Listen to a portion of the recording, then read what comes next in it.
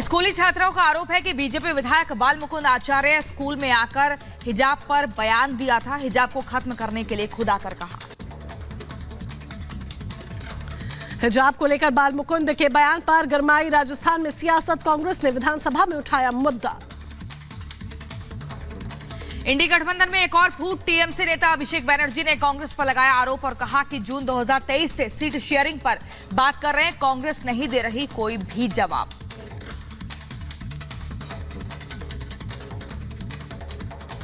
TMC विधायक अभिषेक बनर्जी ने अधीर रंजन चौधरी को बताया ट्रोजन हॉर्स।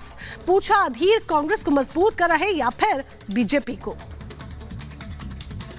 बीजेपी प्रवक्ता शहजाद पूनावाला ने राहुल गांधी की न्याय यात्रा पर साधा निशाना और कहा कि जब से यात्रा शुरू की है तब से ही बिखर रहा है इंडी गठबंधन। राबड़ी देवी के घर के बाहर तेजस्वी यादव के समर्थन में लगे पोस्टर। 17 महीने के लिए जो कामकाज किया उसका लेखा जोखा दिया। बजट सत्र से पहले आज केंद्र सरकार ने बुलाई सर्वदलीय बैठक। सुबह 11:30 बजे होगी मीटिंग। पीएम ने सभी दलों से बैठक में शामिल होने की अपील की है। सर्वदलीय बैठक में सरकार अगले वित्त वर्ष के लिए अपना एजेंडा सामने रखेगी। इसके अलावा सरकार राजनीतिक दलों को अपने मुद्दों के बारे में भी जानकारी देगी। पश्चिम बंगाल के बीजेपी अध्यक्ष सुकांत मजूमदार का सीए को लेकर बड़ा बयान। कहा, लोकसभा चुनाव से पहले होगा लागू सीए। हमें अपने केंद्रीय गृह मंत्री पर पूरा भरोसा है। सुकांत मजूमदार के बयान पर टीएमसी का पलटवार। शशि पांजा ने कहा, जनता को भड़का रहे हैं सुकांत मजूमदार। सीए को लेकर बोले सपा सांसद एसटी हसन, हम सीए से सहमत नहीं है। हिंदुस्तान में एक बहुत बड़ी आबादी इसके खिलाफ है। ज्ञानवापी मामले में वाराणसी जिला कोर्ट में सोमनाथ व्यास जी के तहखाने में पूजा शुरू करने से जुड़ी याचिका पर आज होनी है सुनवाई। याचिका में दूसरे पक्ष के नहीं आने से सुनवाई टली। राम मंदिर पर जौनपुर के बीएसपी सांसद श्याम सिंह यादव का बड़ा बयान। कार सेवकों पर गोली चलाने के मुलायम सिंह सरकार के फैसले को सही ठहराया। बिहार के गया में आयुर्वेद महाविद्यालय के दीक्षांत समारोह में पहुंचे राज्यपाल राजेंद्र विश्वनाथ आर्लेकर। आयुर्वेद में पास आउट कुल 65 छात्र छात्राओं को राज्यपाल ने दिया सर्टिफिकेट। सांबा में औद्योगिक क्षेत्र में बॉयलर लगाने के दौरान विस्फोट हुआ। घटना में कई लोग घायल हुए। फैक्ट्री मालिक के खिलाफ एफआईआर दर्ज हुई। यूपी के हमीरपुर में बेकाबू क्रेन ने बुजुर्ग को मारी टक्कर। अस्पताल जाते वक्त बुजुर्ग की रास्ते में हुई मौत। यूपी के रायबरेली में एक दुकान में भीषण आग लगी। दुकान के अंदर रखा पूरा सामान धू कर जला। फायर ब्रिगेड की गाड़ियों ने आग पर काबू पाया। नोएडा में चलती कार में अचानक से आग लगी। ट्रैफिक पुलिस कर्मियों ने कार को रुकवाकर आग पर काबू पाया। यूपी के नोएडा सेक्टर 104 में पुलिस और बदमाशों के बीच मुठभेड़ हुई। गोगी गैंग को मुहैया करवाने वाला बदमाश नवीन घायल। पुलिस ने बदमाश को गिरफ्तार किया। और आगे बढ़ेंगे। झांसी में दबंगों के हौसले लगातार बुलंद है। एक के बाद एक वारदातें सामने आ रही हैं। उत्तर प्रदेश के बदायूं में मैरिज हॉल में डांस पार्टी में पुलिस का छापा। पुलिस ने 33 लोगों को किया गिरफ्तार। गिरफ्तार लोगों में 4 युवतियां भी शामिल। यूपी के बदायूं में सरकारी स्कूल पर चोरों ने बोला धावा। ताला तोड़कर एलईडी, बैटरी और इन्वर्टर समेत हजारों का सामान ले उड़े चोर। उत्तर प्रदेश के हमीरपुर में बेकाबू क्रेन ने बुजुर्ग को मारी टक्कर। अस्पताल जाते वक्त बुजुर्ग की रास्ते में हुई मौत।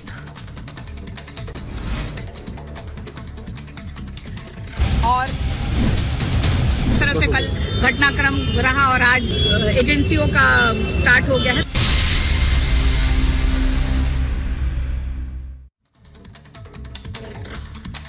और ईडी की तलवार से घोटालेबाजों में हाहाकार। जी हां, बड़ी खबर आपको बता दें, हेमंत सोरेन का जो दिल्ली आवास है वहां से एचआर नंबर की बीएमडब्ल्यू कार बरामद की जा चुकी है और लगातार ये तलाश चल रही है कि आखिर हेमंत सोरेन गए तो गए कहां। झारखंड के मुख्यमंत्री हेमंत सोरेन कथित लैंड स्कैम से जुड़े मनी लॉन्ड्रिंग के मामले में बुरी तरह से घिरते जा रहे हैं। ईडी की टीम ने सोरेन के दिल्ली के शांति निकेतन में स्थित घर पर 3 ठिकाने और इसके अलावा जहां सुबह 7 बजे से छापेमारी शुरू की थी और देर रात तक ये छापेमारी चली। बीते दिन ईडी की टीम को यहां सोरेन तो नहीं मिले, लेकिन जाते वक्त टीम उनकी बीएमडब्ल्यू कार अपने साथ ले गई, जिस कार को ईडी ने जब्त किया है। और इस बीच एक और बड़ी खबर आपको ये बता दें कि जिस तरीके से हेमंत सोरेन का कुछ अता पता नहीं चल रहा है, ऐसे में बीजेपी हेमंत सोरेन पर गंभीर आरोप लगा रही है। फरार है सीएम सोरेन, बाबूलाल मरांडी ने आरोप लगाते हुए कहा है ईडी के डर से सोरेन भाग गए हैं, सीएम का सुरक्षाकर्मी भी गायब है। बाबूलाल मरांडी ये कहते हुए नजर आए और ये भी उन्होंने कहा कि सीएम का लापता होना संवैधानिक संकट है। तो हेमंत सोरेन को 10 समन जारी हो चुके हैं, अभी तक हेमंत सोरेन सामने नहीं आए हैं और ऐसे में बाबूलाल मरांडी जो कि बीजेपी के नेता हैं, हेमंत सोरेन पर निशाना साधते हुए नजर आए हैं। जेएमएम का बीजेपी पर पलटवार, जी हां, लगातार अब निशाना साधा जा रहा है। जहां है सुरक्षित है हेमंत सोरेन, बाबूलाल मरांडी देखिए पहले निशाना साधते हुए नजर आते हैं, उसके बाद अब जेएमएम ने जवाब दिया है हेमंत सोरेन को लेकर, बीजेपी पर पलटवार किया है, कहा है कि सीएम को परेशान किया जा रहा है। जहां पर है सुरक्षित है सीएम सोरेन, हेमंत सोरेन भगोड़ा नहीं है। कोर्ट से लेकर सड़क तक संग्राम मचा हुआ है, जेएमएम की तरफ से यह बयान सामने आया है। लेकिन सवाल यहां पर यह कि 10 समन जारी हो चुके हैं लेकिन हेमंत सोरेन सामने नहीं आए हैं। ये पूरी तरह से लगता है कि इस देश में ईदी अमीन का शासन आ गया। तानाशाही की पराकाष्ठा, एक चुनी हुई सरकार, एक चुने हुए मुख्यमंत्री को इस तरह प्रताड़ित करना, आदिवासी होना गुनाह है क्या? आप देखें, शनिवार को ईडी ने सम्मन किया था, शनिवार बंद रहता है, रविवार बंद रहता है। सोमवार को मुख्यमंत्री महोदय ने संदेश भिजवाया कि मैं 31 तारीख को अवेलेबल हूं, आप आ जाएं, पूछताछ करें।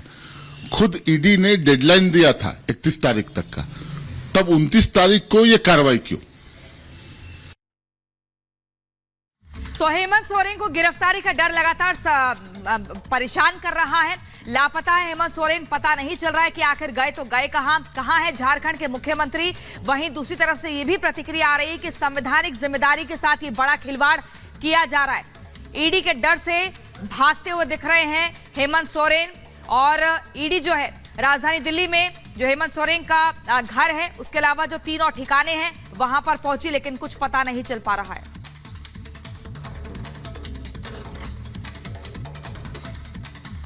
तो कोर्ट से लेकर सड़क तक संग्राम है। जेएमएम की तरफ से प्रतिक्रिया है। जेएमएम का कहना है कि आखिर क्यों परेशान किया जा रहा है। लेकिन अब आपको ग्राफिक्स के जरिए बताते हैं कि आखिर कहां है हेमंत सोरेन। ये बड़ा सवाल बना हुआ है। सोरेन से पूछताछ करना चाहती है ईडी की टीम, लेकिन कैसे पूछताछ की जाए? लगातार समन पर समन जारी हो रहा है, लेकिन हेमंत सोरेन सामने आने को तैयार नहीं है। सोरेन से संपर्क नहीं कर पा रही है ईडी की टीम। हालांकि अभी हाल ही में उनकी एक BMW कार ईडी की टीम अपने साथ ले गई है। सोरेन के रांची से दिल्ली आने की खबर मिली थी, इसी के चलते ईडी की टीम उनके दिल्ली आवास पर पहुंची। वहां पर भी कुछ अता पता नहीं है, लेकिन सोरेन की लोकेशन का कुछ पता नहीं चल पा रहा है। लोकेशन को ट्रैक करना एक बड़ी चुनौती ईडी के समक्ष हो गई है। और 10वां ये समन है जब जारी हुआ है। दिल्ली में सोरेन के ठिकाने की कोई खबर नहीं है कि आखिर रांची से अगर वो दिल्ली पहुंचे हैं तो गए कहां पर हैं। पार्टी नेताओं को भी सोरेन की कोई जानकारी नहीं है। जब नेताओं से संपर्क साधा जा रहा है तो सीधे तौर पर हाथ खड़े कर ले रहे हैं कि उन्हें कुछ नहीं पता। झारखंड के अफसरों को भी सीएम की कोई जानकारी नहीं है, ना अफसरों को पता है ना पार्टी के नेताओं को पता है। तो आखिर सोरेन गए तो गए कहां?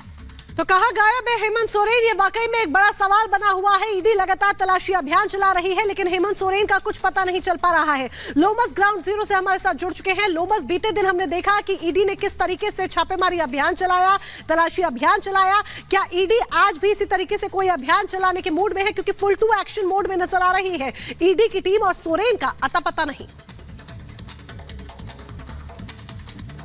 बिल्कुल मोनिका, साफ तौर पे जिस तरीके से खबरें निकल के सामने आ रही थी कि हेमंत सोरेन दिल्ली में है, लेकिन अभी तक सवाल यह है कि हेमंत सोरेन दिल्ली में नहीं तो कहां पे है। लगातार यही सवाल बना हुआ है। आपने देखा कि बीते दिनों यहां पे ईडी पहुंची थी। ये हेमंत सोरेन का दिल्ली आवास है और यहां पे ईडी की टीम पहुंचती है सुबह 7:30 बजे और यहां पे पहुंच करके उनके द्वारा जांच पड़ताल किया जाता है और साफ तौर पे उनके निजी ड्राइवर को भी यहां पे पकड़ के लाया जाता है और उसके साथ भी पूछताछ की जाती है। और पूछताछ के दौरान कई सारे दस्तावेज यहां यहां से खंगाले जाते हैं। ईडी अपने साथ उन दस्तावेजों को लेके जाती है और साफ तौर पे आपको एक तस्वीर और दिखाना चाहेंगे। यहां पर उनकी एक BMW कार खड़ी रहती है, जो कि बताया जाता है कि जब हेमंत सोरेन दिल्ली आते हैं तो उस BMW कार को यहां से इस्तेमाल करते हैं और उसी कार को ईडी की टीम रात में अपने साथ ईडी दफ्तर लेके जाती है। और कहा जाता है कि लगातार जिस तरीके से ईडी समय मांग रही थी, समन दे रही थी, लेकिन हेमंत सोरेन बचने की कोशिश कर रहे थे। उन्होंने ईडी के द्वारा 10वां समन दिया गया। हालांकि एक बार पूछताछ हुई, लेकिन उस पूछताछ में उस तरीके से जानकारी हेमंत सोरेन के द्वारा नहीं दी गई। फिर उनके ऊपर एक और समन दिया गया और समन देने के बाद वो दिल्ली यहां पर पहुंचते हैं। पहुंचने के बाद जब ईडी की टीम यहां पहुंचती है तो हेमंत सोरेन गायब हो जाते हैं। लेकिन अब तक ये नहीं पता चला कि हेमंत सोरेन है तो कहां है। और साफ तौर पे आप देख सकते हैं कि दूसरी तरफ जहां इस पूरे मामले को लेकर के राजनीति भी तेज है, बीजेपी के जो नेता हैं उनके द्वारा आरोप लगाए जा रहे हैं कि ये पूरी तरीके से भगोड़े सीएम है और सीएम अपने स्टेट को छोड़ करके फरार हो चुके हैं। बिल्कुल, यानी कि आरोप प्रत्यारोप की जो राजनीति है वो भी इस वक्त शुरू हो चुकी है। लोमस, और बीजेपी घेर रही है हेमंत सोरेन को और जेएमएम इसका जवाब देती हुई नजर आ रही है। तो देखा जाए तो झारखंड में एक अजीब सी सियासी हलचल पैदा हो गई है। राज्य के मुख्यमंत्री कहां है इसका पता किसी को भी नहीं है, सरकारी एजेंसियों तक को नहीं है। केंद्रीय जांच एजेंसी ईडी सीएम सोरेन से संपर्क नहीं कर पा रही है। बीजेपी का आरोप है कि गिरफ्तारी के डर से सोरेन फरार हो गए हैं।